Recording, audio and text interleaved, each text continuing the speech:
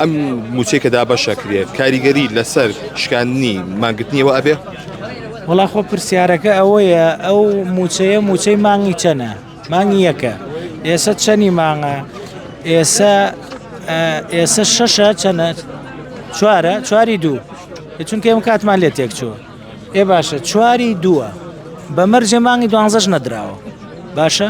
نا ئێمە باسی ئەومان ئەکرێ ئەوان ئەڵێن بۆ نمونە وەزیری دارایی ئەڵێ زەمانی موچەی ئەم ساڵمان کردووە ئەوە مانگی یەک دەستی پێکرد یاخواوا بێت تا مانگی هەردووان زەمانەکە بە کاملی بدرێت و چونکە هەموو ساڵێ ئەم قسانە دووبارە بێتەوە بەڵام جەنابتان نەزانن خاڵەکانی ئێمە تەنها ئەو موچەیە نییە.